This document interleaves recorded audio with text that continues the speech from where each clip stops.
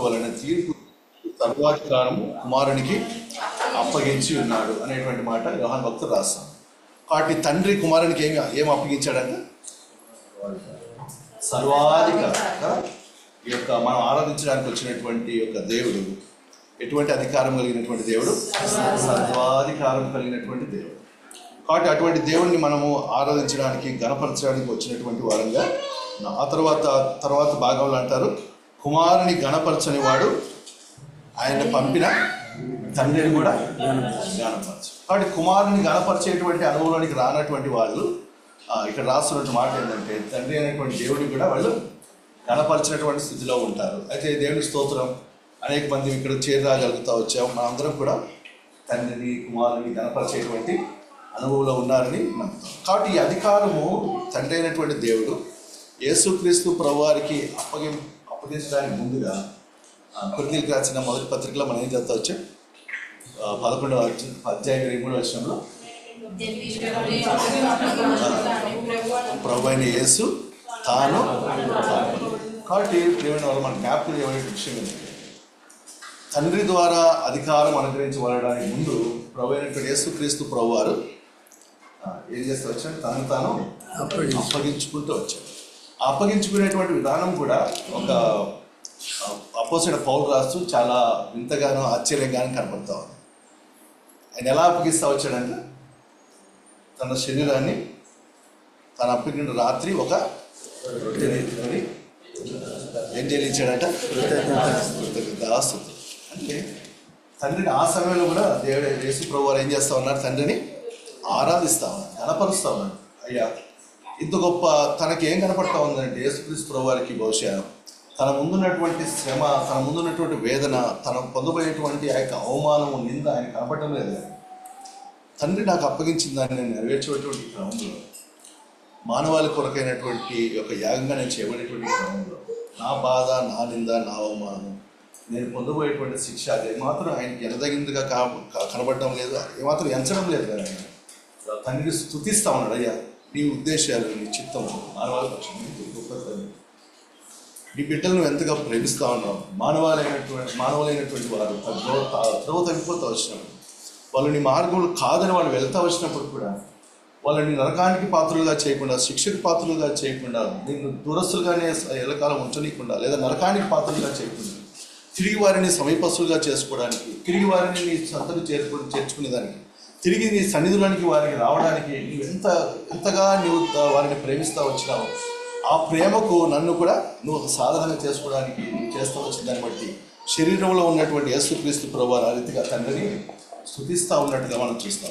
కాబట్టి ఉదయకాల సమయంలో కూడా అంత ప్రేమమైనటువంటి దేవుడు, ఆయన యొక్క శరీరం, ఆయన రక్తము మన మధ్యలోకి మనం వస్తూ ఉన్నాం. కాబట్టి ఇటువంటి ఆరాధన తాత్పర్యం, ఆయన సర్వాధికారం కలిగినటువంటి దేవుడు ఏం చేశాడంటే, తనను తాను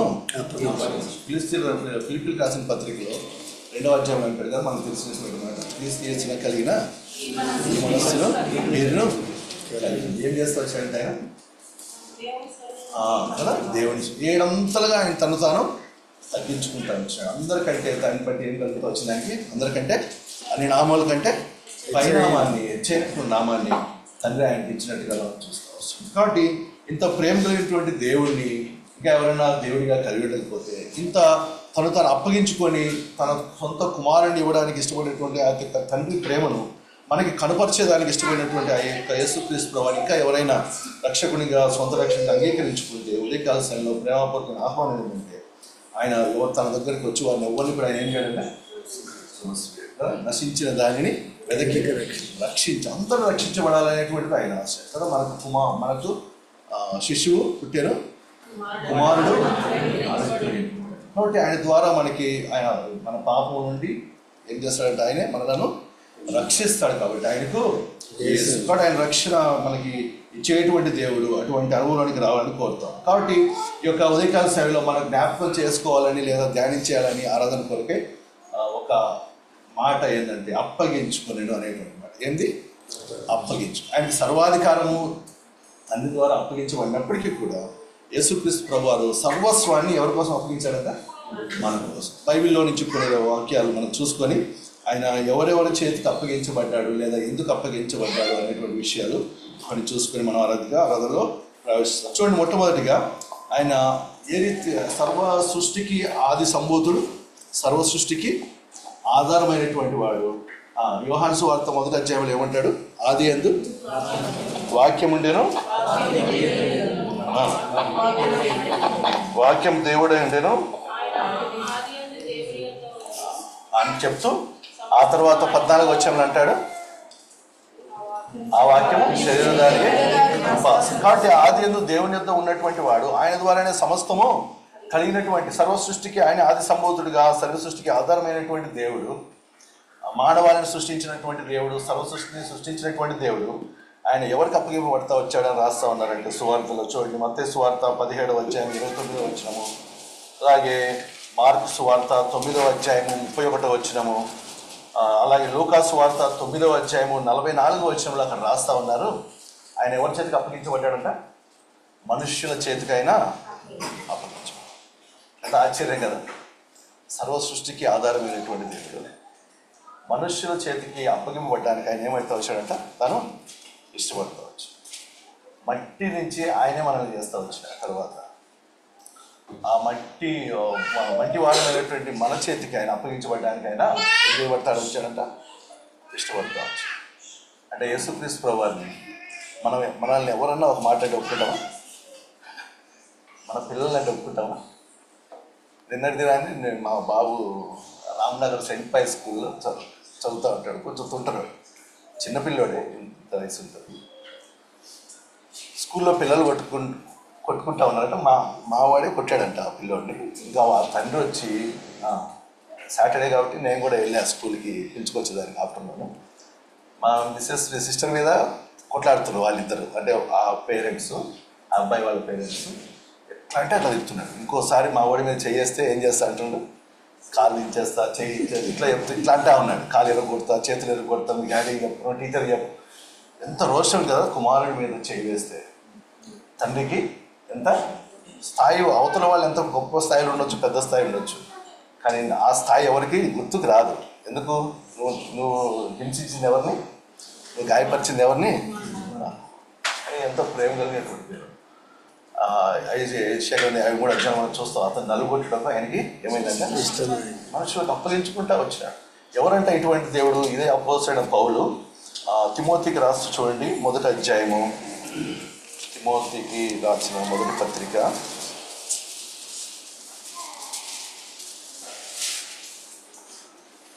1వ అధ్యాయము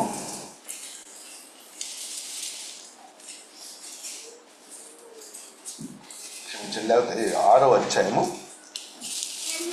మొదటగా 6వ అధ్యాయంలో 15వ వచనం.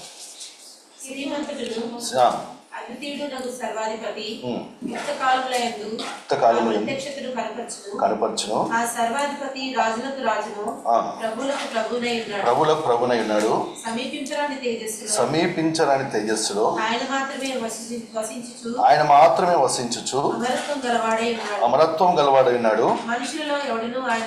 మనుషులలో ఎవడునూ ఆయనను చూడలేదు, ఎవడునూ చూడనేరడు.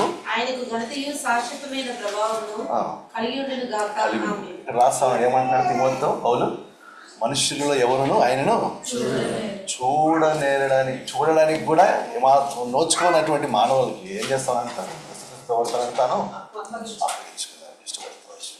ఆ వచనాలన్నీ మనం చదివితే బహుశా ఏం చేస్తా వచ్చారంటే వాళ్ళు ఆయన కొట్టారంట, అపహసించినారంట కదా. ఇవన్నీ మాటలు మనం ఇక మత్తయి సువార్త 17:29, లూకా సువార్త 9:44 వీటన్నిటిలో కూడా మనం చూస్తూ వస్తాం. ఎవరూ సమీపించడానికి తేజస్సులో ఆయన మాత్రమే వసించేటువంటి దేవుడు. ఆయన ఎవరంటే శ్రీమంతుడు, అద్వితీయులకు దేవుడు, సర్వాధిపతి, రాజులకు రాజు. మోషే ఒకసారి అడిగాడంట, ఏమని? మహిమ నాకు చూపించాయని పరిశుద్ధుడైనటువంటి మోషే, సాత్వికుడైనటువంటి మోషే, దేవుని ఇల్లంతట్లో నమ్మకమైన మోషే అడిగితే కూడా మోషేకి దేవుడు కనిపించినాడా? ఏమన్నాడు? సరే నువ్వయ్యి అడుగుతున్నావు కాబట్టి మానవులు ఎవరు కూడా నన్ను చూడలేరు, చూసి ఏం కారంటే వాళ్ళు బ్రతకలేరు కాబట్టి, అయినా నువ్వు అడిగావు కాబట్టి నేను అలా వెళ్తాను, నువ్వు నన్ను ఎలా చూడు, బండ మీద నిలబడి బండ చాటు నుంచి ఏ పార్శ్వం చూడాలంట, వెనక పార్శ్వం. కాబట్టి అటువంటి స్థితిలో అంత పరిశుద్ధుడైనటువంటి ఆ యొక్క దేవుడు తన పరిశుద్ధత అంతటిని కూడా తను మానవాళి కొరకు ఏం చేస్తూ వచ్చాడంటే తను కోల్పోయేదానికి ఇష్టపడుతూ వచ్చాడు. ఎందుకు బట్టి అంటే మన పాపాలను బట్టి ఆయన అతిగా తగ్గించుకున్నటువంటి వాడే ఉన్నాడు. అలాగే మొదటి అధ్యాయము తిమోతికి రాసిన మొదటి పత్రిక 8వ వచనం, ఆయనను శ్రీమంతుడకు దేవుడు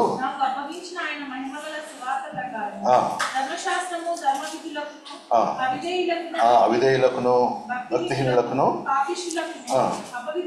అపవిత్రులకును దూషకులకును. కాబట్టి ఇక్కడ చాలా రాయబడతా వచ్చినాయి. శ్రీమంతుడకు దేవుడు అప్పగిస్తా వచ్చాడు ఆ సువార్త ఏమని, వీళ్ళందరి కొరకు కదా, ఇటువంటి వారందరి కొరకే మనుషులందరి కొరకు ఆయన తను తాను అప్పగించుకునే దానికి ఇష్టపడుతూ వచ్చినాడు. దానిని బట్టి మనం ప్రభుని ఎంతైనా స్తుతించి ఆరాధించవలసినటువంటి వారం. రెండోదిగా చూడండి, ఆయన ఎవరికి అప్పగించుకున్నాడంటే మత్తయి సువార్త 20వ అధ్యాయం 18వ వచనం. మత్తయి సువార్త 20వ అధ్యాయం 18వ వచనం. ఇదిగో యెరూషలేమునకు వెళుచున్నాము, అక్కడ మనుష్య కుమారుడు ప్రధాన యాజకులకును శాస్త్రులకును అప్పగింపబడును, వారు ఆయనకు మరణశిక్ష విధించి ఆయన అపహసించుటకును కొరడాలతో కొట్టుటకును సిలువ వేయుటకును అన్యజనులకు ఆయనను అప్పగించుదురు. చాలు. కాబట్టి ఇక్కడ రెండోది ఎవరికి అప్పగించబడుతూ వచ్చాడంటే ఆయన అంతకన్నా పై వచ్చినారు. మొదటిగా ప్రధాన యాజకులకు శాస్త్రులకు ఆయన. ప్రధాన యాజకులకి శాస్త్రులకి ఎవరు అప్పగింపబడాలా? ధర్మశాస్త్రాన్ని నెరవేర్చినటువంటి వారు, పాపం చేసినటువంటి వారు. వారి దగ్గరికి వెళ్తా వచ్చినప్పుడు వాళ్ళకి ఏం చేస్తారు, వాళ్ళు శిక్ష విధించేటువంటి వారు.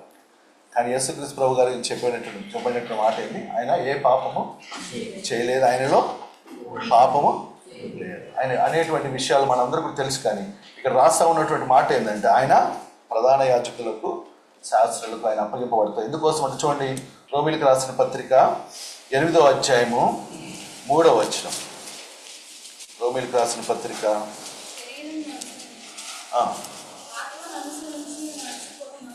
మన యందు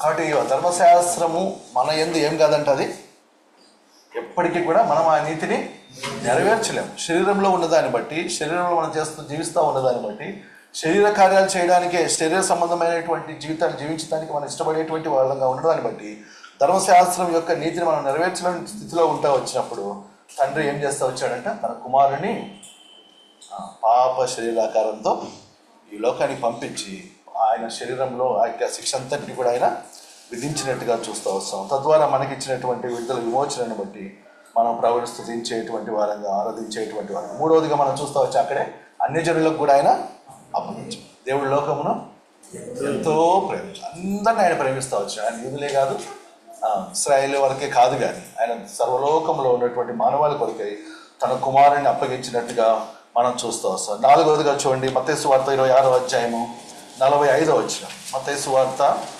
26:45, అలాగే మార్కు సువార్త 14:41, లూకా సువార్త 24:7. అప్పుడు ఆయన తన శిష్యుల యొద్దకు వచ్చి తీర్చుకొనుడి, ఇదిగో ఆ గడి వచ్చినది. ఎవరికి అప్పగించబోతున్నాడంట?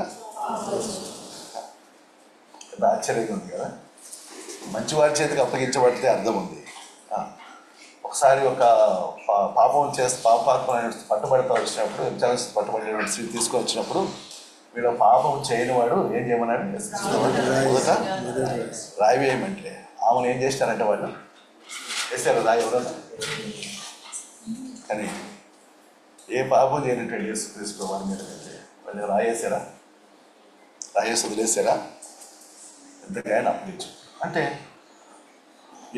అందరూ పాపం, ఏ భేదము లేదు, అందరూ పాపం చేసి దేవుడిని గ్రహించు మహిమను పొందలేకపోతా ఉన్నటువంటి స్థితిలో ఆయన మన పాపముల నిమిత్తమై మన పాపముల చేతికి అప్పగించబడేదానికి, తద్వారా పాపం విమోచనాన్ని కలిగజేసేదానికి తను తాను అర్పించుకున్నట్టుగా మనం చూస్తాం. ఐదవదిగా చివరిగా మత్తయి సువార్త 27:2 మనకు కనపడతా ఉంది. అక్కడ అధికారులైనటువంటి వారికి, రాజులైనటువంటి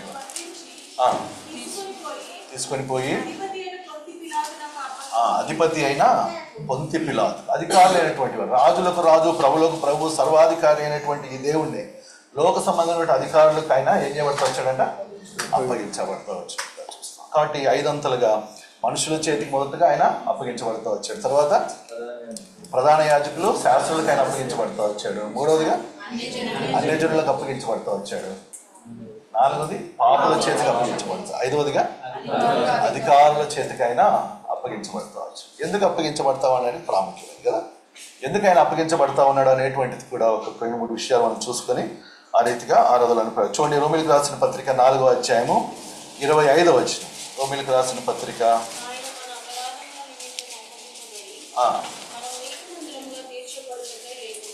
ఎందుకోసం అంటే ఆయన మన అపరాధముల నిమిత్తము అప్పగింపబడతా వచ్చాడు. మన అపరాధములు క్షమించేదానికి, లేదా మన అపరాధముల చేత మనం ఆ రీతిగా చచ్చిన వారం ఏంటో వచ్చినప్పుడు చూడండి ఆ విషయం ఎక్కడ రాస్తా ఉన్నారు.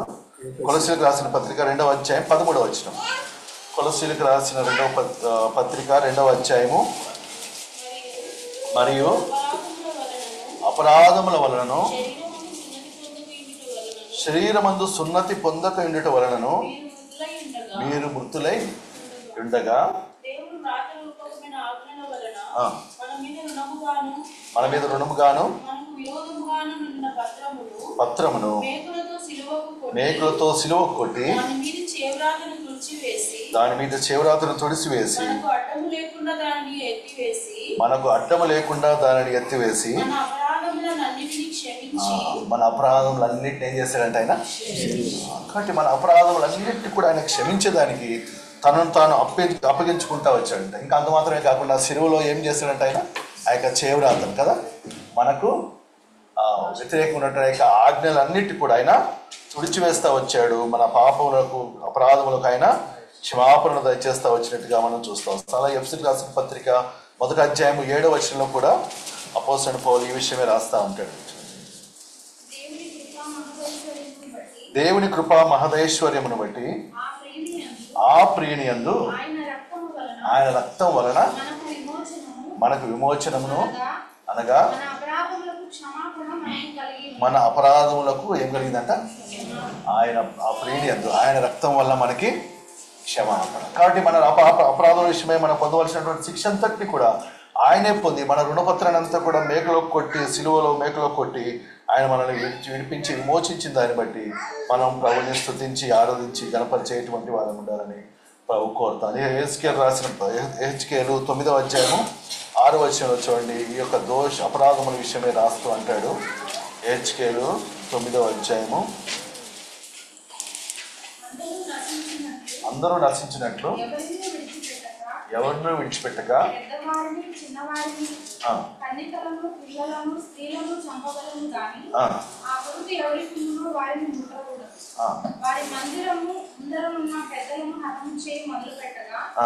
ఆయన మందిరమును అపవిత్రపరచుడి, ఆవరణములను హతమైన వారితో నింపుడి, మొదలు పెట్టుడి అని సెలవిచ్చిన కనుక వారు బయలుదేరి పట్టణంలో వారిని హతం చేయసాగారు. 9వ అధ్యాయము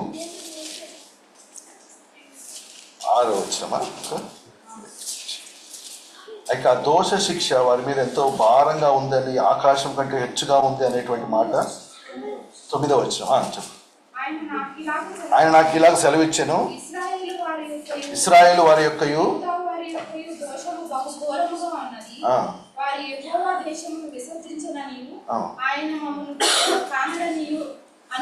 అనుకొని వారి యొక్క దోషం ఎలా ఉందంటే బహు ఘోరముగా ఉండదు అనేటువంటి ఇటువంటి వాటన్నిటిని బట్టి కూడా యేసుక్రీస్తు ప్రభువారు మన అపరాధుల నుంచి విమోచించేదానికి దాని విషయమే అప్పగించబడినట్టుగా మనం చూస్తూ వస్తాం. రెండవదిగా చూడండి, గలతీయులకు రాసిన పత్రిక 1వ అధ్యాయము 4వ వచనం, దేనికి విషయమై ఆయన అప్పగించబడతా వచ్చాడు అనేటువంటి విషయం మనం చూస్తూ ఉన్నాం. గలతీయులకు రాసిన పత్రిక, మన తండ్రి అయిన దేవుని చిత్త ప్రకారము క్రీస్తు మనలను విమోచింపవలెనని మన పాపముల నిమిత్తము తను తాను. కాబట్టి మొదటిగా మన అపరాధముల విషయమైన అప్పగించుకొని మన యొక్క రుణపత్రాన్ని అంతా కూడా శిలువలో మేకలో కొట్టి వాటి నుంచి విడిపించడమే కాకుండా మన పాపముల విషయమైన ఆయన అప్పగించుకున్నట్టుగా మనం చూస్తూ వస్తాం. దావీదు భక్తుడు రాస్తూ అంటాడు చూడండి 51వ కీర్తనలో, మన పాపముల విషయమై తను పొందినటువంటి ఆ యొక్క సంతోషాన్ని బట్టి, విడుదలను బట్టి, ఆనందాన్ని బట్టి దావీదు భక్తుడు రాస్తూ 51వ అధ్యాయము 5వ వచనం, నేను పాపములో పుట్టినవాడను, పాపములోనే నా తల్లి నన్ను గర్భమున ధరించెను. కాబట్టి పాపంలోనే పుట్టినటువంటి వాళ్ళము, పాపములోనే గర్భమున ధరించబడినటువంటి వాళ్ళము. అటువంటి స్థితిలో ఉన్నటువంటి మనల్ని ఆయన ఏం చేస్తూ వచ్చాడంట, మన పాపముల నుంచి విమోచించేదానికి ఆయన తను తాను అప్పగించుకున్నట్టుగా మనం చూస్తూ వస్తాం. అదే పై వచనాలు అంటాడు 2వ వచనంలో, నా దోషం పోవునట్లు నన్ను బాగుగా కడుము, నా పాపం పోవునట్లు నన్ను పవిత్రపరచుము.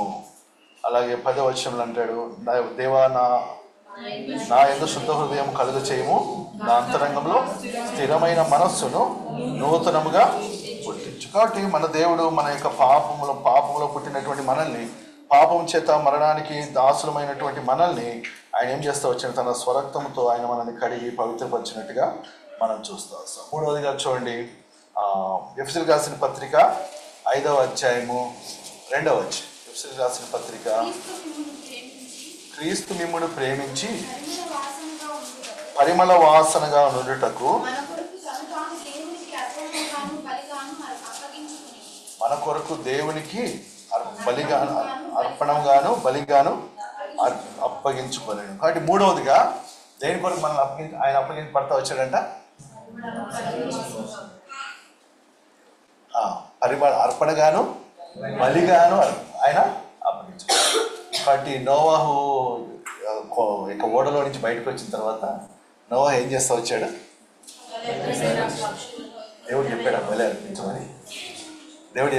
అర్పించమని. అయినా కూడా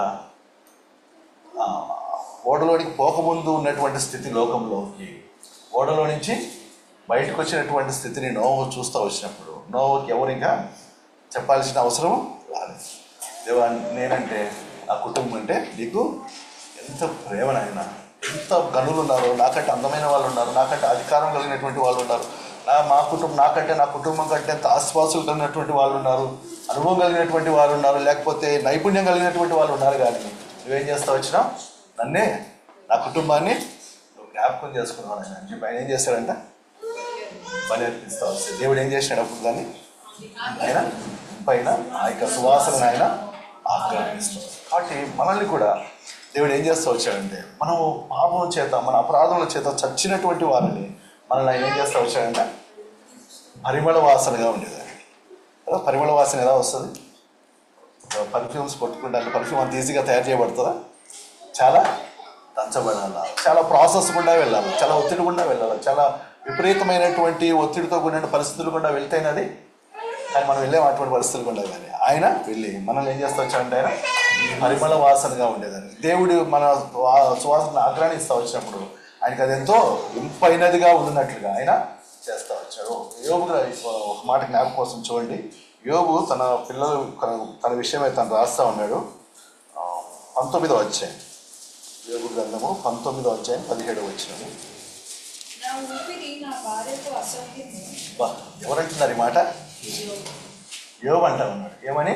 నా ఊపిరి తీసుకొని ఊపిరి వదిలితే ఎవరికి అసహ్యంగా ఉందంట? భార్యకి అసహ్యంగా ఉందంట. నేను కనిన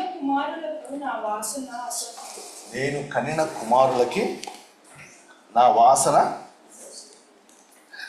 ఎవరంటా ఉన్నారు?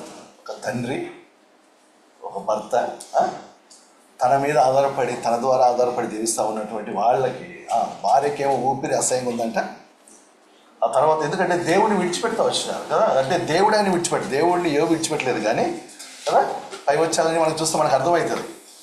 దేవుడు కొద్ది సమయం పరీక్షించేదానికి ఆయన విడిచిపెడతా వచ్చినప్పుడు ఏమైందంట? భార్యకి అసహ్యం వచ్చింది, సొంత కుమారుడు కూడా. కానీ మనం చదువుతూ ఉన్నట్టు మాట ఎఫెసీయులకు రాసిన పత్రిక 5వ అధ్యాయం 2వ వచనంలో మనల్ని తండ్రికి ఎలా ఉన్నామట? మనం పరిమళ వాసన. మరి ఎవరికి అసహ్యం, ఎవరు అసహ్యపడేటట్టుగా తయారయ్యారు? మనము పరిమళ వాసనగా తయారయ్యేదానికి, దేవుడు ఎవరిని అసహ్యించుకునే దానికి యేసుక్రీస్తు ప్రభువారు తన ప్రియ కుమారుడు, ఒక్కగానొక్క కుమారుడు తండ్రికి ఎలా కనపడతా వచ్చాడంట? మన పాపం అంతా ఆయన మీద పెడతా వచ్చాం. విషయాన్ని కూడా ఇచ్చాను. ఆయన వ్యసనాక్రాంతుడుగా పరమగీతం అంటారు. శూలమతి ధవలవర్ణుడు, రత్నవర్ణుడు, 10,000లో అతి కాంక్షణీయుడు అనేటువంటి 10,000లో కూడా ఎక్కడ గుర్తించవచ్చంట సులువుగా ఆయన. అటువంటి దేవుడు ఎవరో సమీపించడానికి తేజస్సులో ఉండేటువంటి ఆ యొక్క దేవుడు తండ్రికి ఎలా కనపడుతూ వచ్చాడు? వ్యసనాక్రాంతుడు కనపడుతూ వచ్చాడు. ఇంకొక మాట ఏముంది? ఎవరు చూడనొల్లని, ఎంత కఠినమైనటువంటి మాట కదా, ఎంత కఠినమైనటువంటి తండ్రి సిలువలో అంటాడు కదా యేసుక్రీస్తు ప్రభువు, దేవా దేవా నీవేళ నా చెయ్యి. కాబట్టి మన దోష శిక్ష మనం భరించలేనంత గొప్పదిగా ఉండవచ్చు. అది అసహ్యం వేస్తూ ఉంది. నా సొంత భార్య నన్ను అసహ్యించుకుంటుంది నా జీవితం గురించి చెప్తే, నా పిల్లలు నన్ను అసహ్యించుకుంటారు నా జీవితం. అంతెందుకు కొన్నిసార్లు ఆలోచించుకుంటే నా జీవితం నాకే అసహ్యం వేస్తుంది. కానీ తండ్రి అసహ్యించుకున్నారా? ఎంతో ప్రేమగా కొన్ని నేర్చుకుంటావచ్చు. ఏడ్చుకెళ్ళి గ్రంథంలో అంటాడు, ఎవ్వరు నిన్ను దరిచేయలేదు కదా, నీ జనన విధము చూద్దామా? 16వ అధ్యాయం అనుకుంటాను. ఏడ్చుకేలు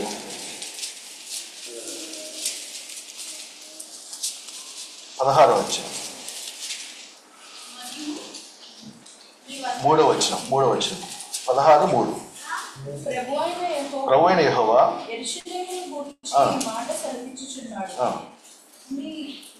నీ ఉత్పత్తియు నీ జననమును కనానీయుల దేశ సంబంధిమైనవి.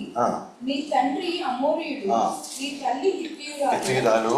నీ జనన విధము చూడగా నీవు పుట్టిన నాడు నీ నాభి సూత్రము కోయబడలేదు. శుభ్రమగుటకు నీవు నీళ్లతో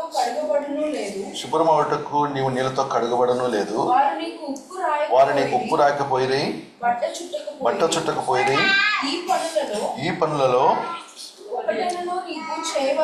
ఒకటి అయినను నీకు చేయవలెనని ఎవరు కూడా ఏం చేయలేదంట.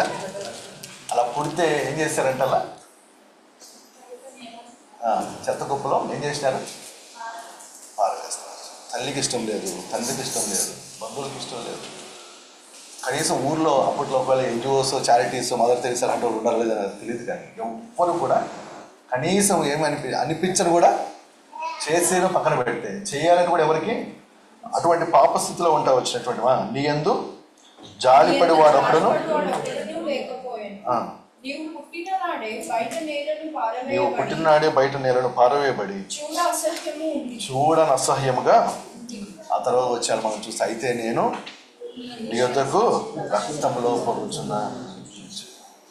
పొలుచున్న మనల్ని పరిమళవాసనగా చేసేదానికి యేసుక్రీస్తు ప్రభువు ఏమైనా రక్తసిక్తంతో ఆయన శరీరం అంతా కూడా ఒక భాగంలో అంటాడు, కొట్టువారికి నా వీపును నేను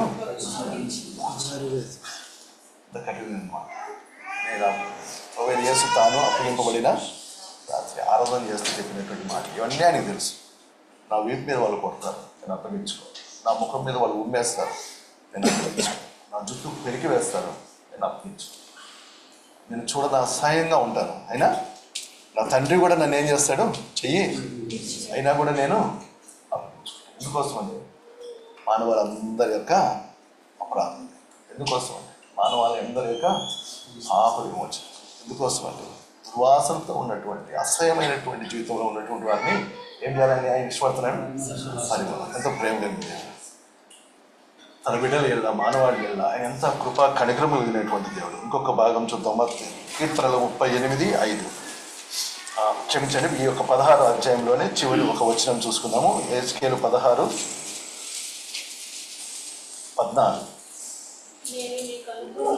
నేను నీకు అనుగ్రహించిన నా ప్రభావం చేత నీ సౌందర్యము పరిపూర్ణము కాగా. ఎంత శ్రేష్టమైనటువంటి ఇలా ఉంటే దీన్ని ఆరాధన చేయకుండా ఎలా ఉంటాం దేవుడు? ఎవరు కనికరించినటువంటి స్థితిలో ఉన్నటువంటి మనల్ని అన్నిళ్ళు ఏం చేస్తున్నారంటే మన కీర్తిని ప్రశంసించేటువంటి ఎంతో శ్రేష్టమైనటువంటి మార్పు, ఎంతో శ్రేష్టమైనటువంటి కృప మన ఏదో చూపిస్తూ ఉన్నాడు. ఎటువంటి సౌందర్యం ఇచ్చాడంటే ఆయన, నీ సౌందర్యము పరిపూర్ణమైనటువంటి సౌందర్యాన్ని దేవుడు మనకి ఇస్తా వచ్చినటువంటి దేవుడు. ఒకప్పుడేమో అసహ్యం పరచు కదా. ఇంకొక మాట కీర్తన 38:5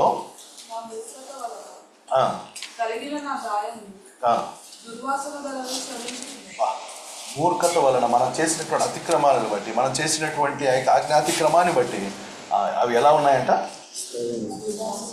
ఇంత చెడు వాసన వస్తూ ఉన్నాయి. మరి ఎవరు జాలి చూపుతారు?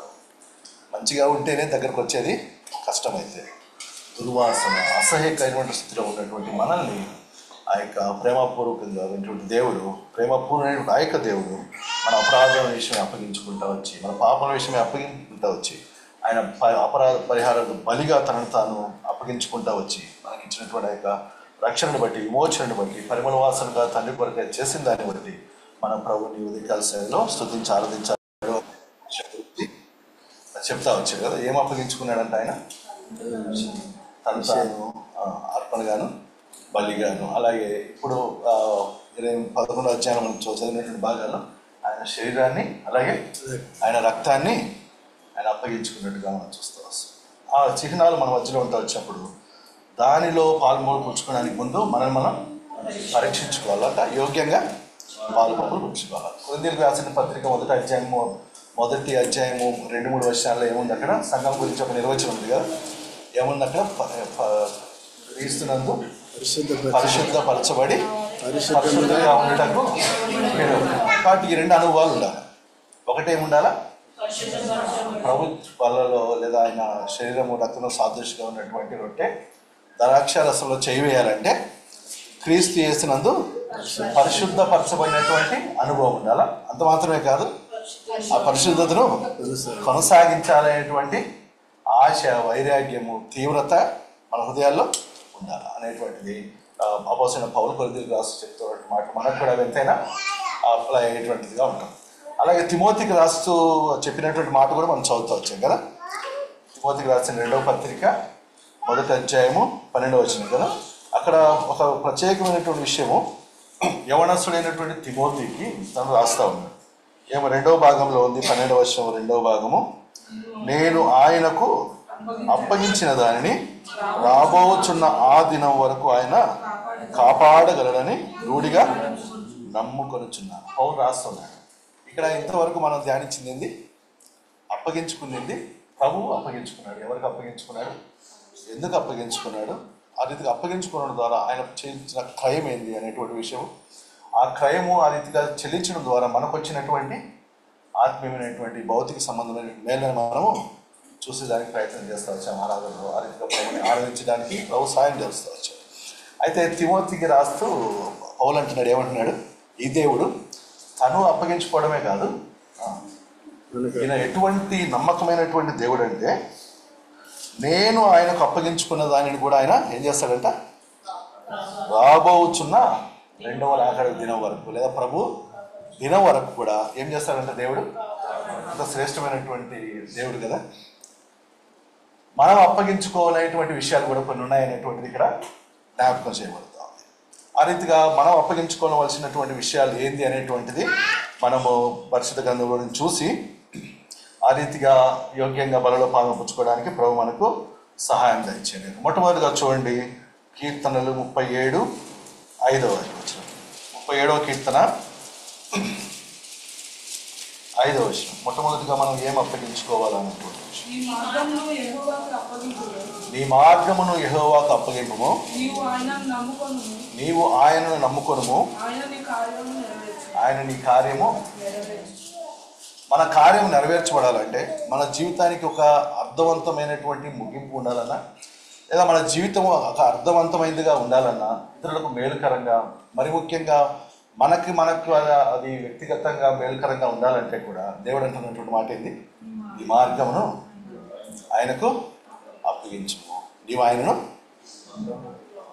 మధ్యాహ్న కాల సేవలో ప్రభు శరీరానికి రక్తానికి సాదృశ్యంగా ఉన్నటువంటి ఇక రొట్టె ద్రాక్ష రసంలో చేయడానికి ముందు మనం పరీక్షించుకోవాల్సింది ఏంటి? నీ మార్గాన్ని, నా మార్గాన్ని, మన మార్గాన్ని ఆయనకు అప్పగించామా, మనం ఆయన్ని నమ్ముకున్నామా అనేటువంటి ప్రశ్న. అటువంటి అప్పగించినటువంటి వారే, ఆ రీతిగా ఆయనను నమ్ముకున్నటువంటి వారే కదా తన్ను ఎందరు అంగీకరించడో అనేటువంటి మాట కదా, తన్ను ఎందరు అంగీకరించడో కాగా ఆయన నామందు అటువంటి వారికి దేవుని పిల్లలైనటువంటి అనుభవంలో ఉన్నటువంటి వారే ఎవరు డైనింగ్ టేబుల్ దగ్గర భోజనం చేస్తారు? ఎవరు చేస్తారు కదా? హోటల్లో తినొచ్చు, ఎంత పెద్ద పెద్ద వాటిల్లో అంతా ఉన్నటువంటి దాన్ని బట్టి తినొచ్చు. కానీ ఒక రాజ కుటుంబంలోని లేదా ఒక వ్యక్తి కుటుంబంలోనికి వచ్చి డైనింగ్ టేబుల్ దగ్గర భోజనం చేయాలంటే ఎవరు ఉండాలి? ధైర్యంతో కూడా ప్రవేశం వరకు ఉంటుంది. తన కుమారులకే ఉంటుంది, కుమార్తెలకి ఉంటుంది. కాబట్టి దేవుడు తన కుమారులు కావాలని, తన కుమార్తెలు కావాలని ప్రేమపూర్వకమైన ఆహ్వానం ఇస్తూ ఉన్నాడు. అందులో మొట్టమొదటిది ఏంటి? ఏం అప్పగించుకోవాలి మనం? ఎవరన్నా మార్గం అప్పగించుకున్నటువంటి వాళ్ళు. ఆదికాండం 1వ అధ్యాయంలో ఆ మార్గంలో నుంచి కొంతమంది తొలగిపోయారు కదా. చూద్దామా మొదటిగా ఎవరు తొలగిపోయారంట? ఆదికాండం 3వ అధ్యాయం 24వ వచనం. అప్పుడు ఆయన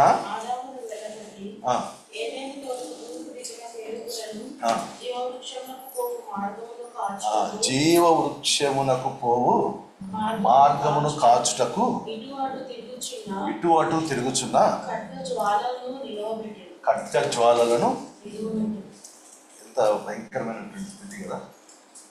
ఒకప్పుడు ఏదైనా తోటలో ఉన్నటువంటి వాడు, ఒకప్పుడు ఆ తోటకి, ఆ సర్వ సృష్టికి ఎవరు నాయకులుగా, లేకపోతే ఏమంటారు వాళ్ళని, నిర్వాహకులు, అధిపతులుగా ఉంచా వచ్చినటువంటి ఆదాం అవ్వలు ఏం చేయబడతా వచ్చారంట?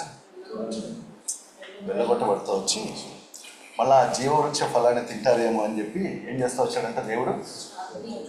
అగ్నిజ్వాలలను ఆ మార్గం గుండా వాళ్ళు మళ్ళా అంటే మన చేతులారా మనమే ఆ మార్గాన్ని ఏం చేసుకుంటూ వచ్చాం? చెరుపు చేసుకుంటూ వచ్చాం కదా.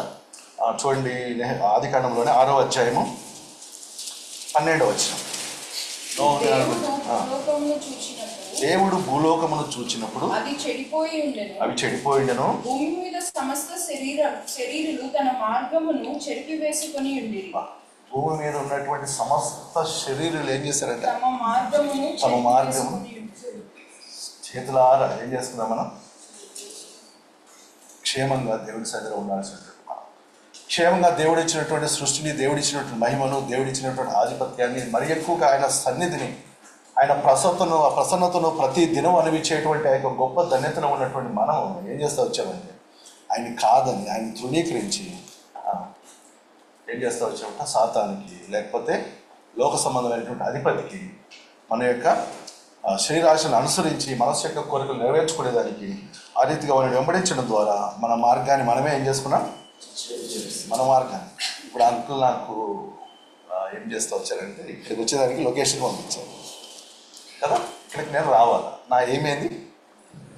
ఇక్కడికి వచ్చి దేవుడి సన్నిధిలో సమయం గడపాలి. నేను వస్తా దాన్ని తీసేసాను. ఎవరితో ఆ లొకేషన్ తీసేసాను. నాకు తెలియదు నాకు కూకట్పల్లి, నాకు తెలియదు ఏదో రోడ్ నెంబర్లు ఇవన్నీ అనుకోని కదా చేస్తే ఏమవుతుంది? ఎక్కడికెక్కడే వెళ్ళిపోతాయి. లాస్ట్ పోలీసులు తీసి వేడేస్తారు.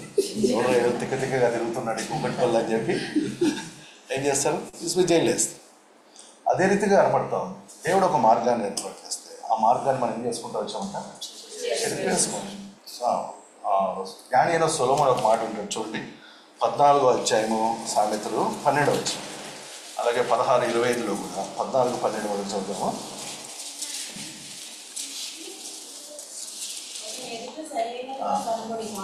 ఒకని ఎదుట సరి అయినదిగా కనపడు మార్గం కలదు,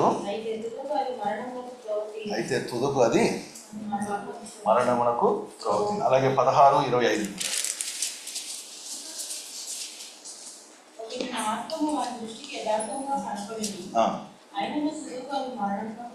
కదా. మన మార్గాలు ఏం చేస్తాయంట?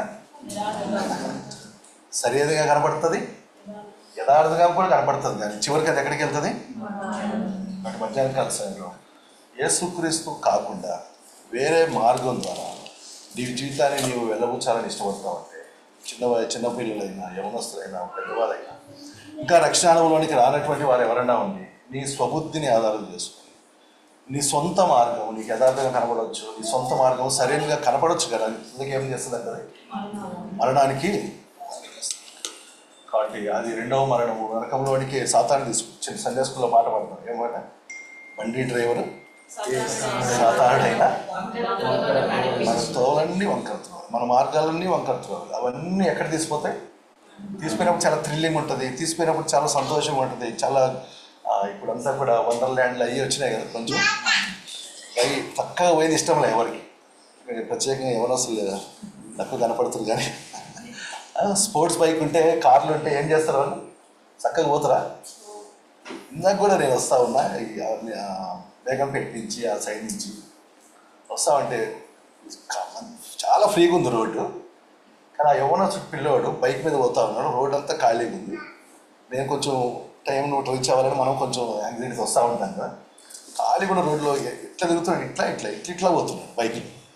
చాలా ఆశ్చర్యం, ఖాళీగా ఉంది, హ్యాపీగా పోకుండా చక్కగా ఏం చేస్తున్నాడు, ఇష్టం వచ్చినట్టు పోతే అందరికీ, వానికి నష్టమే, దాని పిల్లలకి నష్టమే, వాళ్ళ ఇంట్లో వాళ్ళకి కూడా నష్టం. కాబట్టి మనం కూడా మన సొంత ఆలోచన ఆధారం చేసుకుని జీవిస్తూ వస్తే మనము పరలోకానికి లేదా దేవుని రాజ్యానికి మనం చేరంగానే నిశ్చయంగా అది ఏం చేస్తుంది, నాశనం కదా. చూడండి 21వ అధ్యాయము ప్రకటన గ్రంథం, 21వ అధ్యాయము ప్రకటన గ్రంథం 8వ వచనం. అవిశ్వాసులను, అసహ్యులను, నరహంతకులను, వ్యభిచారులను, మాంత్రికులను, విగ్రహారాధికులను, అబద్ధికులందరూ అగ్నిగంధకములతో మండు.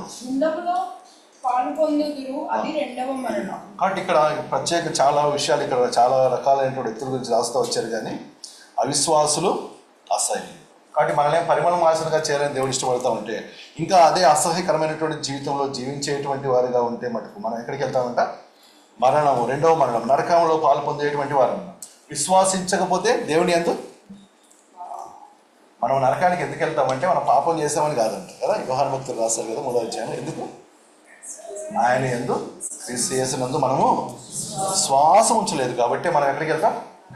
మనం తండ్రి యొక్క ఉగ్రత మన మీద నిలిచి ఉంటుంది కాబట్టి నరకానికి వెళ్ళేటువంటి వాడు. కాబట్టి ఈ యొక్క మధ్యాహ్న కాల సమయంలో ప్రేమపూర్వకమైనటువంటి దేవుడు ఇచ్చేటువంటి ఆహ్వానం ఏంటంటే, ఇంకా నీ యొక్క సొంత తలంపులు, సొంత ఆలోచనలు, ఇంకా సమయం ఉంది, ఇంకా జ్ఞానం ఉంది, ఇంకా ఆరోగ్యం ఉంది, ఇంకా నేను ఏదో తీర్మానాలు చేసుకోవాలా, ఇంకా నేను ఏదో సాధించాలా అనేటువంటి విషయాలు ఉంటే అది ఏం చేస్తారంటే ఎవరు మోసం చేసేది? సాతానుడే. రక్షణ గురించి మాట్లాడుతూ అపోస్తలుడైన పౌలు అంటాడు, కొరింథీయులకు రాస్తూ అలాగే హెబ్రీయులకు రాస్తూ, రక్షణ ఎప్పుడు నేడే రక్షణ కదా. ఇంత గొప్ప రక్షణను మనము ఏం చేయలేదు, నిర్లక్ష్యం చేస్తే ఎలాగో తప్పించుకునే దానికి అవకాశమే ఉండదు. రక్షణను మనం ఎప్పుడు నిర్లక్ష్యం చేయకూడదు. నేడే రక్షణ దినం అనేటువంటిది మనం జ్ఞాపకం చేసుకొని ఆ రీతిగా రక్షణ అనుభవంలోనికి రావాలని దేవుడు మనల్ని కోరుతా ఉన్నాడు. రెండవదిగా చూడండి, ఈ మార్గము ఏ రీతిగా ఏర్పడింది, లేదా మనం యొక్క జీవ మార్గాన్ని మనం కోల్పోతూ వచ్చాము. ఈ మార్గము మత్తయి సువార్త లేదా మొదటిగా యోహాను సువార్త 14వ అధ్యాయం 14:6. యోహాను సువార్త 14:6లో యేసు నేనే మార్గమును, సత్యమును, జీవమును, నా ద్వారానే తప్ప కదా. ఆదాము అవ్వలో మనం కోల్పోయినటువంటి ఆ యొక్క జీవ ఫలాన్ని లేదా జీవ వృక్షాన్ని, జీవ మార్గాన్ని మళ్ళా మనం చేరుకోవాలంటే ఎవరంట? ఏసే మార్గం. ఏసు తప్ప ఏ ఇతర దేవతలు, దేవుళ్ళు అనబడేటువంటి వాళ్ళు, ఇతర రకాలైనటువంటి మంచి సన్మార్గాలు, ఇంకొక మార్గాలు ఏమి కూడా లేవు అనేటువంటిది జ్ఞాపకం చేయాలి. ఎందుకంటే ఆరాధనలో మనం చూస్తాం, ఆయనే మన అపరాధం నిమిత్తము, ఆయనే మన పాపం నిమిత్తము, ఆయనే మన కొరకైనటువంటి శిక్షగాను బలిగాను ఆయన అర్పించబడతా వచ్చాడు కదా. అదే హెబ్రీయులకు రాస్తూ భక్తుడు రాస్తా ఉన్నటువంటి మాట చూడండి, 10వ అధ్యాయము 19-20 వచనాలు. హెబ్రీయులకు రాసిన పత్రిక 10వ అధ్యాయము 19-20 వచనాలు. సహోదరులారా, యేసు ఏం చేశాడంటే మన కొరకు ప్రతిష్ఠించిన మార్గం, ఇదే మార్గం, ఇదే త్రోవ, ఇందులోనే మీరు వెళ్ళాలా. ఈ మార్గం ద్వారానే తండ్రి యొద్దకు మనము చేరగలుగుతామా? ఎలా వచ్చిందంటే ఆ మార్గము అనగా నూతనమైనది జీవం గలదియు ఆయన శరీరమును తెర ద్వారా ఏర్పరచబడినదియునైనా కదా. ఎలా ఏర్పరచబడిందంటే ఈ మార్గము ఆయన శరీరము చారలుగా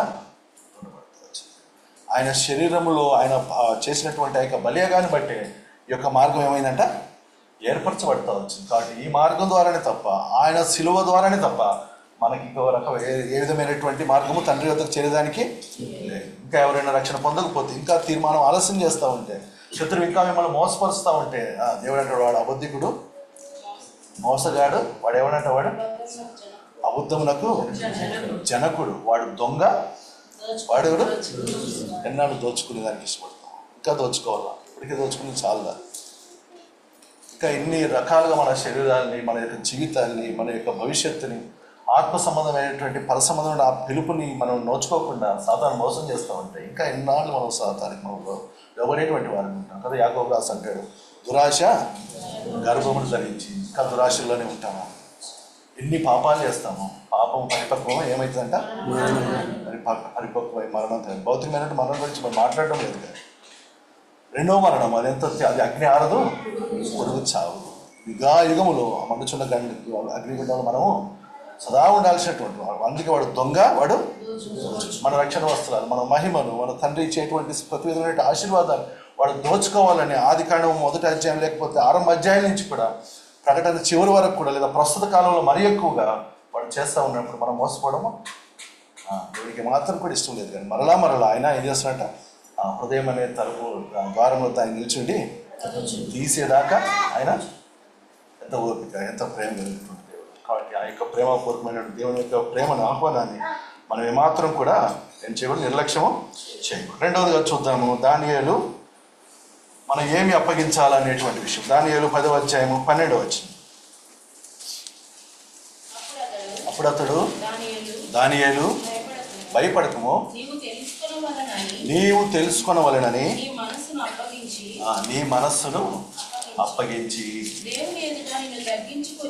దేవుని ఎదుట నిన్ను తగ్గించుకొనిన ఆ మొదటి దినమున మొదలుకొని నీవు చెప్పిన మాటలు వినబడినవి గనుక నీ మాటలను బట్టి నేను. ఇక్కడ దానియేలు దగ్గరికి దేవుని యొక్క దూత ప్రత్యక్షమైతే వచ్చినప్పుడు దానియేలుకి ఏం చెప్తా ఉన్నాడు? మొట్టమొదటిగా దూత భయపడకు అని చెప్తూ ఏమంటున్నాడు అక్కడ, నీ మనస్సును నీవు అప్పగించు. ఎలాగ అప్పగించుకున్నాడంట? తర్వాత భాగంలో తనను తాను దేవుని ఎదుట తగ్గించుకున్నాడు. కాబట్టి రెండవదిగా మనం ఏం చేయాలి? మన మనస్సుని ఆయనకి అప్పగించేటువంటి వాళ్ళు ఉండాలి. ఆ మనస్సు ఎలా ఉండాలంట? దేవుని ఎదుట తగ్గించు. 6వ అధ్యాయం నుంచి బైబిల్ అంతట్లో కూడా ఏ యొక్క దేవుని బిడ్డ, దేవుని చేతిలో వాడబడినటువంటి దేవుని బిడ్డ జీవితం మనం చూసినా కూడా వాళ్ళందరూ కూడా వాళ్ళు ఏం చేస్తూ వచ్చినారు? తమను తాము తగ్గించుకుంటూ వచ్చినటువంటి వాళ్ళే, హెచ్చించుకుంటూ వచ్చినట్టు వాళ్ళు, గర్వంతో జీవించినటువంటి వాళ్ళు, వేషధారులతో జీవించినటువంటి వాళ్ళు, గొప్పగా జీవించాలని ఆశపడినటువంటి వాళ్ళందరూ కూడా వాళ్ళు ఏమైపోతూ వచ్చారు? దేవుని చేత వాడబడడానికి మాత్రం కూడా ఆడుకుంటాం కదా. హాగర్ని దేవుడు హెచ్చించినాడు ఒక సందర్భంలో. కానీ ఆ హెచ్చింపు ఆమె కాపాడకుండా ఏం చేస్తూ వచ్చింది? తన సొంత యజమానురాన్ని ఆమె ఏం చేసిందంట? నీచురాలుగా ఇచ్చింది కదా. నా పడిపోవటం ముందు ఏమైందంట? గర్వము నాశనములకు ముందు, పడిపోవటం ముందు అహంకారమైన మనస్సు. ఏంటంట? పడిపోవడానికి ముందు అహంకారమైన మనస్సు. కాబట్టి అనేక పర్యాయాలు ఆత్మీయ జీవితంలో కానీ, భౌతిక జీవితంలో కానీ మనం ఎదగకపోవడానికి, లేదా దేవుడు ఆశించినటువంటి ప్రమాణాల్లో త్వరగా ఆయన యొక్క ఆశను లేదా ఆయన చిత్తాన్ని మన జీవితంలో నెరవేర్పడానికి రాకపోవడానికి ప్రధానమైన కారణం ఏంటంటే ఏంటది? తగ్గింపు జీవితం మనలో లేకపోవడం. అందుకే దానియేలు దగ్గరికి వచ్చి, దానియేలు నువ్వు భయపడుతుందని, దేవుడిని ఎంత శత్రు దేశంలో నేను ఇచ్చిన దాసునిగా లేదా బానిసగా నేను ఇచ్చినా కూడా నువ్వేం చేస్తా వచ్చినావు? దేవుడి ఎదుట నువ్వు తగ్గించుకుంటూ వచ్చినావు, దేవుడికి నమ్మకంగా ఉంటా వచ్చినావు, దేవుడి మీద ఆధారపడుతూ వచ్చినావు. నీకు ఇవ్వబడినటువంటి జ్ఞానాన్ని బట్టి, నీకు ఇవ్వబడినటువంటి వివేచనను బట్టి, నీకు ఇవ్వబడినటువంటి రాజ సంస్థానంలో ఇవ్వబడినటువంటి ఆ స్థాయిని బట్టి నువ్వేం చేయలే? గర్వించలా, గర్వపడలా. దేవుని ఎదుట నువ్వు ఎలా ఉన్నావు? ఎప్పుడంటే అది తగ్గించుకుని. ఆ పాట ప్రాముఖ్యమైనది. ఏదది? ఆ మొదటి ఉందన్నమాట. మొదటి దినము ఆ మొదటి దినమున ఎలా ఉంటాము అలాగా. తల్లిదండ్రుల దగ్గర, మందిరంలో, పరిచర్యలో, దేవుని సేవకులు ఎదుట, తల్లిదండ్రుల వారి ఎదుట మొదట ఉన్నటువంటి విధేయత క్రమక్రమంగా ఏమవుతుంది సమయం. అందుకే సామెత ఏంది, రాజపురం ఏమైందంట, మనం ఆ వ్యక్తి అనుకుంటాడు నేను గుర్రం కంటే పెద్ద జంతువు అయినా అనుకుంటాడు, సింహమైనా అనుకుంటాడు, కానీ వాస్తవంగా ఏమవుతుందా మనం చెప్పుకుంటే తమాషగా నవ్వుతుంది వస్తుంది, కానీ ఆత్మీయమైనటువంటి జీవితంలో మనం ఎన్ని కోల్పోతుంది.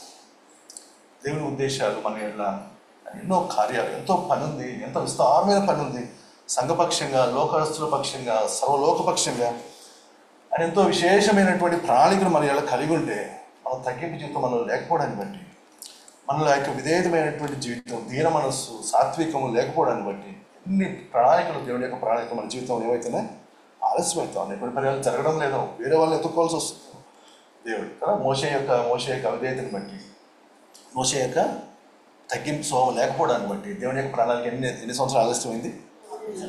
ఇశ్రాయేలుకి విడుదల. మరి మన జీవితాల్లో మన విషయాలన్నీ, అది ఏదైనా కావచ్చు, మన యొక్క వ్యక్తిగత జీవితంలో చదువు, కెరీర్, ఆత్మ సంబంధమైనటువంటి పరిచర్యలు వాడబడ్డం, సంఘానికి క్షేమాన్ని తీసుకురావడం, లేదా మన పక్కింటి వారికి, లేదా మన సమీపస్తులుగా మన విసినిటీలో దేవుడు అనుమతించినటువంటి వారికి రక్షణను, సువార్తను అందించేటువంటి విషయంలో ఎందుకు ఆలస్యం అవుతా ఉందండి? ఎందుకు?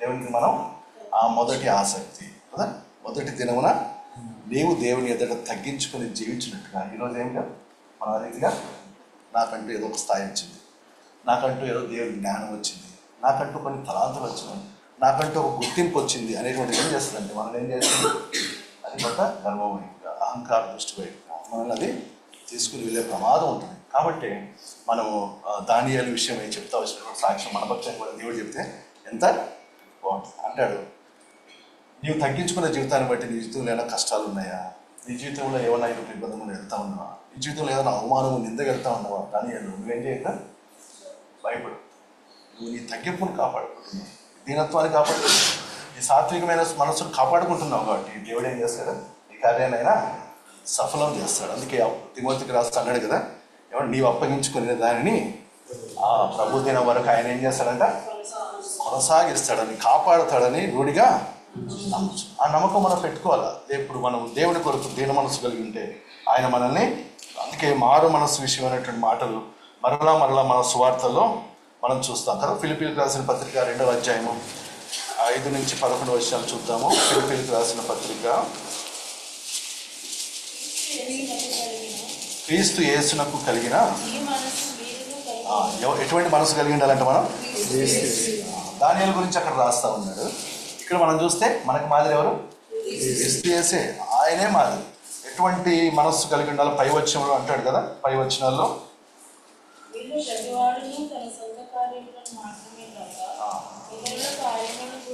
ఇతరుల కార్యములను కూడా చూడవలెను. తర్వాత పై వచనం ఏక ప్రేమ కలిగి ఏక భావం గలవారై చేడి ఏమీ చేయక వినయమైన మనస్సు గలవారై ఎక్కడినొకడు తనకంటే యోగ్యులని ఎంచుచు కాక ఇతరుల కార్యములు కూడా యేసుక్రీస్తు క్రీస్తు యేసున కలిగిన ఈ మనస్సును మీరు కలిగి ఉండండి. ఏంది? ఏక మనస్సు, ఏక తాత్పర్యం, ఏకభావము. అన్నిటికంటే మరి విశేషంగా నాకంటే ఇతరులు ఎంత యోగ్యులు, కనులు, ఆదిక్యులు, దేవుని చేత వాళ్ళు ఎంతో ప్రేమించబడినటువంటి వారని తాత్పర్యం ఎలా ఉండాలంటే సంఘంలో మనకి ఉండాలి. ఆ తర్వాత వచనాల్లో మనకి యేసుక్రీస్తు ప్రభువారి గురించి చెప్తాం సార్ కదా. ఆయన ఇక్కడ చాలా వచనాలు ఉన్నాయి. 6వ వచనంలో ఆయన దేవుని స్వరూపం కలిగిన వాడండి,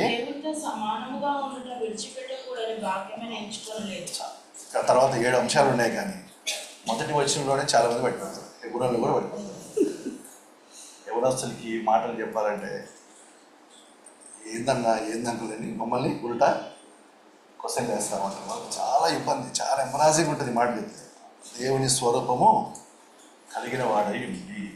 మన స్వరూపం ఎలా ఉంది దేవుని గురించడం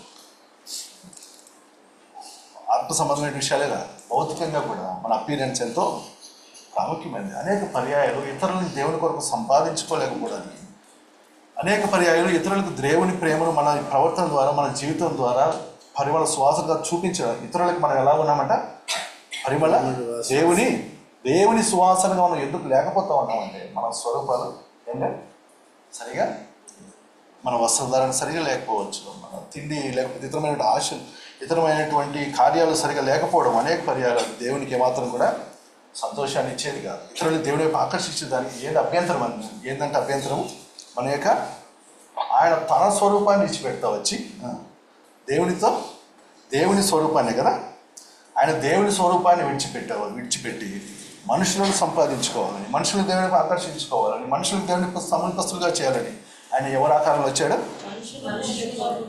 కానీ కొంతమంది ఎలా అంటే మనకు మిషనరీస్ కూడా తెలుసు కదా, చాలామంది మిషనరీ డాక్టర్స్ ఉన్నారు, చాలామంది మిషనరీస్ ఇంజనీర్స్ ఉన్నారు, చాలామంది మిషనరీ సైంటిస్టులు ఉన్నారు.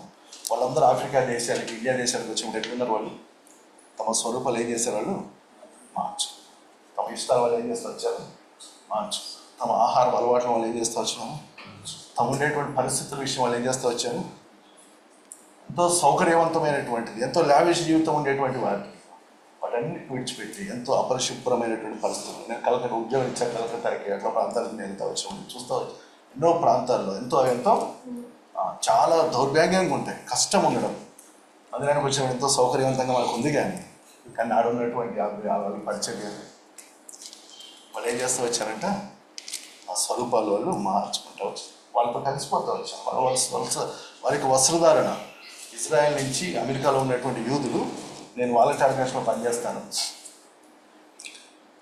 అమెరికన్ జూయిష్ ఒక ఆర్గనైజేషన్ ఉందన్నమాట. అక్కడి నుంచి కొంతమంది డాక్టర్స్, మెడిసిన్ చేసేవాళ్ళు ఎస్పెషల్లీ మా ఆర్గనైజేషన్స్కి వస్తారు, వాలంటరీ చేస్తాను 1 year 6 months అట్లా. అది మస్ట్ వాళ్ళకి, ఈ మెడిసిన్ అయిపోయే లోపల చేయాలి.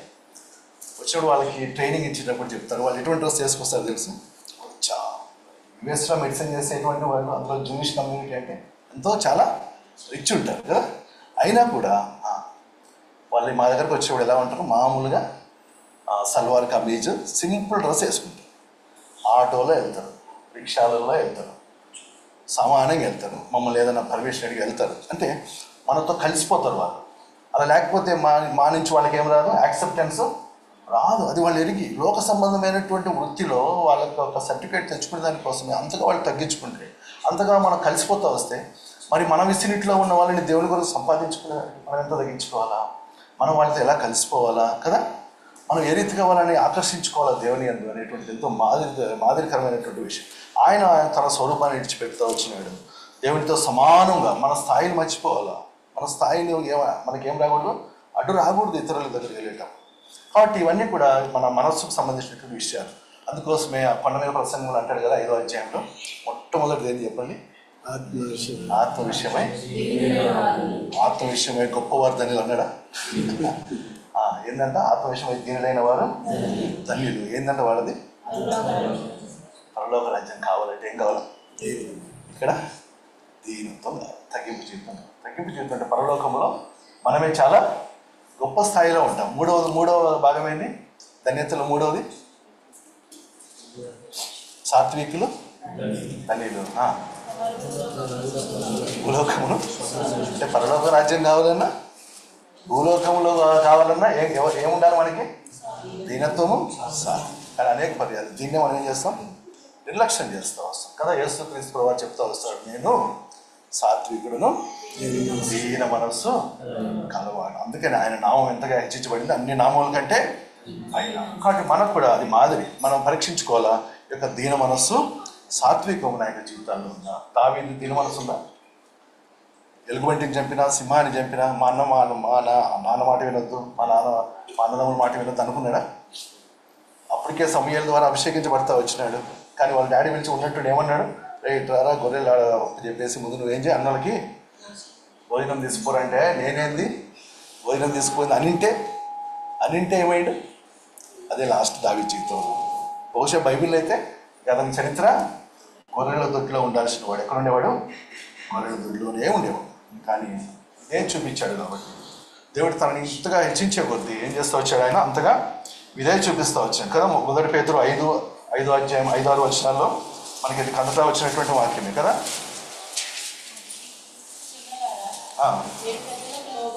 పెద్దలకు లోబడి ఉండి దీన మనస్సును వస్త్రం ధరించుకున్నది, మిమ్మను అలంకరించుకున్నది. దేవుడు అహంకారులను ఎదిరించి దీనులకు కృపను కదా. ఆయన బలిష్టమైన చేతుల కింద ఏమంటాడు? ఆయన దీన మనస్సు. కాబట్టి ఆయన దేవుడు ఎవరికి కృప ఇస్తాడంటే ఆ దీనులకైనా అహంకారులైనా ఎదిరిస్తూ వస్తాడు. కాబట్టి ఈ యొక్క దీన మనస్సు లేదా మన మనస్సుని మనం అప్పగించినటువంటి విషయంలో ఏ రీతిగా ఉన్నామనేది మనం పరీక్షించాం. 3వదిగా చూద్దాము. దానియేలు 3:28 ఏం అప్పగించుకోవాలనేటువంటి విషయము. దానియేలు 3వ అధ్యాయము 28వ నెబుకద్నెజరు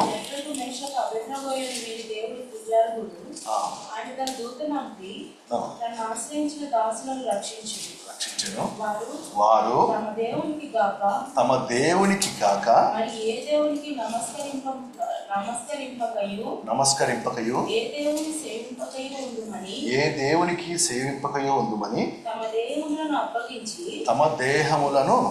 అప్పగించి కాబట్టి ఇక్కడ 3వది ఏం అప్పగించారంటే వాళ్ళు తమ దేహములను అప్పగించారు. రోమిలకు రాసిన పత్రిక 12వ అధ్యాయంలో ఏముంటుంది? సజీవ యాగముగా దేహములను సమర్పించారు. కాబట్టి మన దేహములను మన మన దేవునికి సజీవ యాగంగా అర్పించాం. కానీ మొట్టమొదటిగా షడ్రకు మేషకు అబేద్నెగోలకి ఒక భయం ఉంది. ఏం భయం ఉందంటే ఏం భయం ఉంది వాళ్ళకి? చూడండి, కొరింథీయులకు రాసిన 1వ పత్రిక 6:19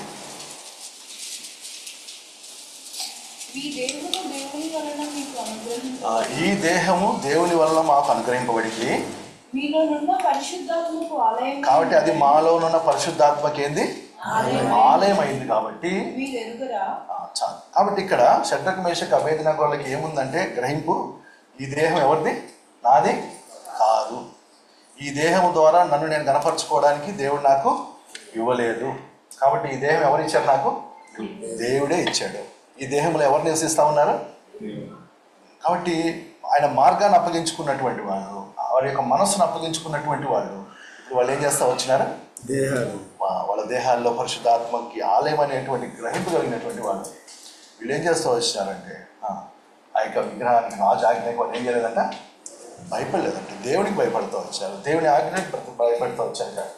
రాజు ఆజ్ఞకి ఎవరు చెప్తా ఉన్నారు ఈ మాట? రాజు చెప్తా ఉన్నటువంటి మాట. మనం చెప్పుకున్నాం, సెల్ఫ్ డబ్బా మనం కొట్టుకుంటాం కదా చాలా పర్యాలు. మా దగ్గర రాయలసీమలో ఒక సామెత ఉంది, నా కాళ్ళకి నేనే మొక్కొని ఏం చేస్తాం? చప్పట్లు కొట్టుకుంటే అవుతుందా? నా కాళ్ళకి నేనే మొక్కుంటే అవుతుందా? మన కాళ్ళకి ఎవరు మొక్కాలి? వేరే వాళ్ళు మొక్కాలి. అప్పుడు అది ఘనత, అప్పుడు అది ఇది కానీ గుర్తింపు కానీ అనేక పర్యాయాలు మనం ఏం చేస్తూ వచ్చామంటే దేవుడు వారికి ఇస్తా వచ్చినట్టుగా షడ్రకు మేషకు అబేద్నెగోలకి వారికి ఉన్నట్టు గ్రహింపు ఏంటంటే ఇది నా దేహం ద్వారా నేనేం చేయాలి? దేవుణ్ణి నా దేహంలో ఎవరున్నారా? యోసేపు అన్నాడు కదా, దేవుడికి విరోధంగా నేనేం చేయకూడదు. ఎంత మాట దేవుడు ఉన్నాడు. అసలు ఎవరన్నా దేవుడు ఉన్నాడు అని గ్రహిస్తారా? యోసేపుతో దేవుడే నా హృదయంలో ఉంటే, పరిశుద్ధాత్మ దేవుడే నా జీవితంలో ఉంటే నేను ఎందుకు జైల్లో ఉంటాను? దేవుడే నా జీవితంలో లేకపోతే నా యొక్క హృదయంలో ఉంటే నేను ఎందుకు ఆ గుంతలో అనుకున్నాడా? దీన మనస్సు, మన మనసును అప్పగించినప్పుడు, మన మార్గాన్ని అప్పగించినప్పుడు, మన దేహాన్ని మనం ఏం చేస్తామంట? అనేక శ్రమలు గుండా వెళ్తూ వచ్చినప్పటికి కూడా దేవుని మీద మనకి ఏముంటుంది? నమ్మకం. ఆయన మనల్ని హెచ్చిస్తాడు అనేటువంటి విషయము మనకు జ్ఞాపకం చేయబడతాం. కాబట్టి అటువంటి ఉద్దేశంతో మనము దేవునికి విధేయతగా ఉండాలని, లేదా మన అవయములను దేవునికి సాధనాలుగా, నీతికి సాధనాలుగా మనము అర్పించాలని కోరబడతాం. 4 చివరిగా చూద్దాము. రోమిలకు రాసిన పత్రిక 6వ అధ్యాయం 13వ వచనం. మరియు మీ అవయవములను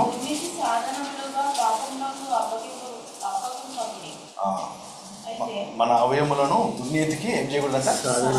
సాధనాలుగా అప్పగింపబడి. అయితే సజీవులమనుకొని మిమ్మును మీరే దేవునికి అప్పగించుకుని మిమ్మల్ని మీరే దేవునికి. నాలుగవదిగా ఏముంది? అవయవములను నీతి సాధనములుగా దేవునికి అప్పగించుకోవాలి. కాబట్టి నాలుగవదిగా మనం ఏం అప్పగించుకోవాలా? అవయవం.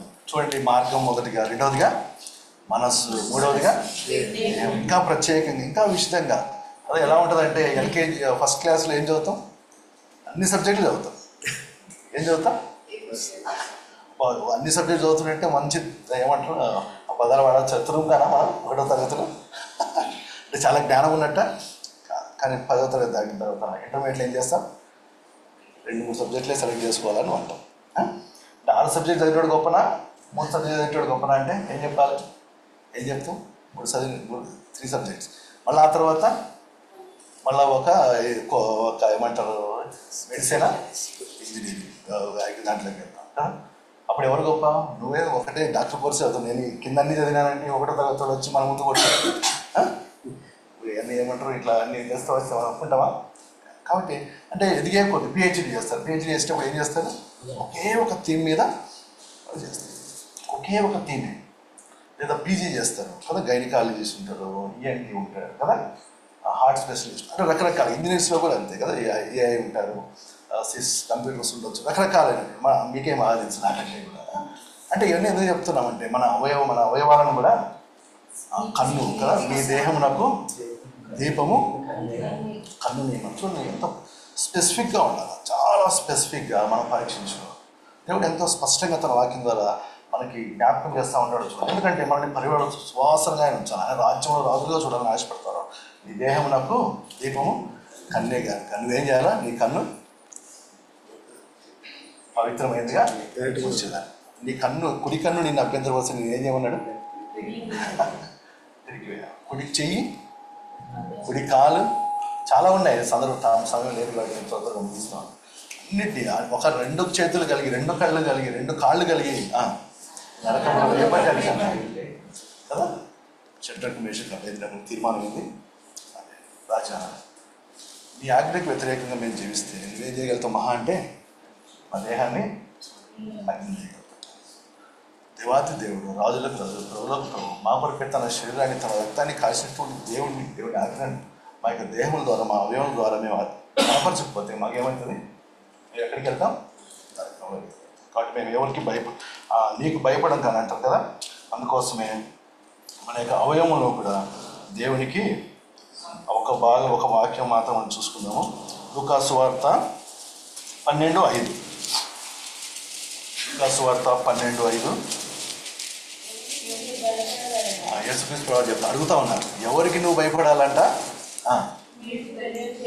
దేవుడు చెప్తా ఉన్నాడు. ఆయన శరీరం, ఆయన రక్తం మనతో మాట్లాడుతూ ఉంది. నువ్వు ఎవరికి భయపడాలంటే చంపిన తరువాత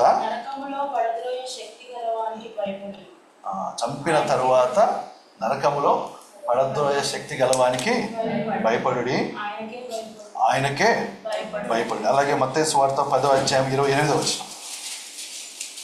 మత్తయి సువార్త 10వ అధ్యాయము 28వ వచనం. మరియు ఆత్మను చంపనేరక షడ్రకు మేషకు అభేదనలు చేసినటువంటి పని ఇదే. ఆత్మను చంపనేరడు లేదు. ఆత్మను చంపనేరడు వాళ్ళు పార్చక దేశ రాజులు కానీ, బహుళైన దేశ రాజులు కానీ, లోక రాజులు ఎవరైనా కానీ ఎవరికి భయపడాలంట? ఆత్మను దేహమును కూడా వీటికి మనము భయపడేటువంటి వారు.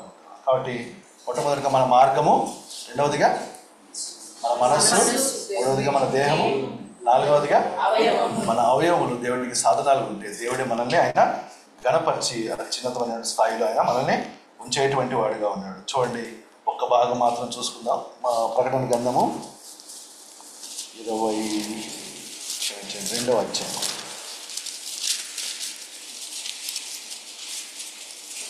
ప్రకటన గ్రంథము 2వ అధ్యాయము 6వ వచనం నుంచి మనం చూస్తే, లేదా 8వ వచనం మనం చూస్తే స్ఫురణలో ఉన్న సంఘానికి రాస్తూ వస్తాడు.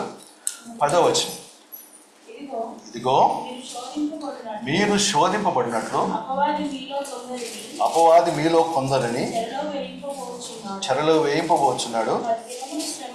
10 దినములు శ్రమ కలుగును, మరణము వరకు నమ్మకంగా ఉండము, నేను నీకు జీవకిరీటం ఇచ్చాను. నేను నీకు. జీవకిరీటం ఇచ్చాను. దానియేలు నమ్మకం ఉన్నాడా?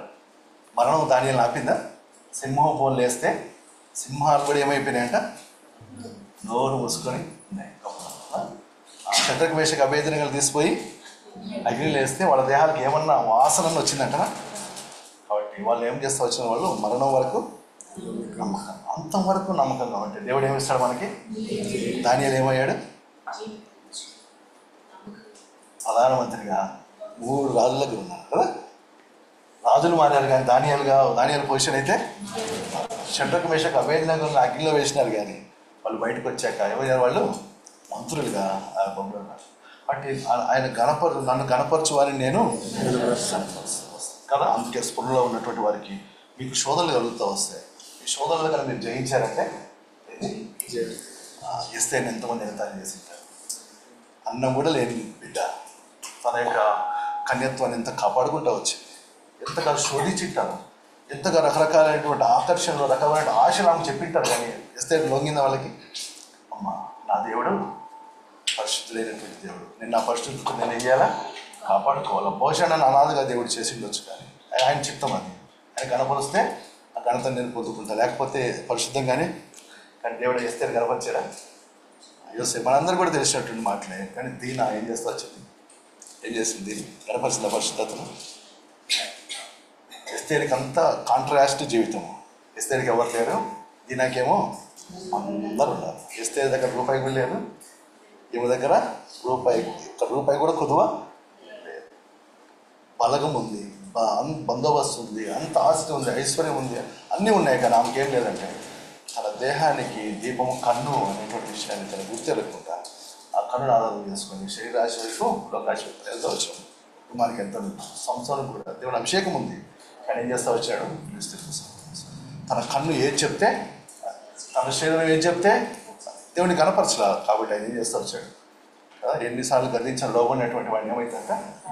మరి తిరుగు లేకుండా 2 పదాలు వాడినాడు. తిరుగు లేకుండా ఉంటుంది, మళ్ళీ అన్ఎక్స్పెక్టెడ్, హఠాత్తుగా, యాక్సిడెంటల్గా జరుగుతుంది. కాబట్టి ఇవన్నీ కూడా మనకి దృష్టాంతాలుగా ఉంచడానికి దేవుడు ఇష్టపడతావచ్చు. ఆయన ద్వారా మనము హెచ్చింపడాలని ఆశ, ఆయన ద్వారా మనము అందుకే తిమోతికి రాస్తా అంటాడు, నీవు అప్పగించిన దానిని దేవుడు ఏం చేస్తాడు? ఆ దినం, ప్రభు దినం వరకు ఆయన ఏం చేస్తాడంట? కాపాడుతాడు అని రూఢిగా. ఇంకెవరికన్నా అనుమానాలు ఉంటే దేవుడే మన కార్యాలన్నీ కూడా ఆయన సమస్తము ఆయన బాగుగా చేసేటువంటి రీతిగా మనం పరీక్షించుకొని వాళ్ళలో పాల్గొనవచ్చు.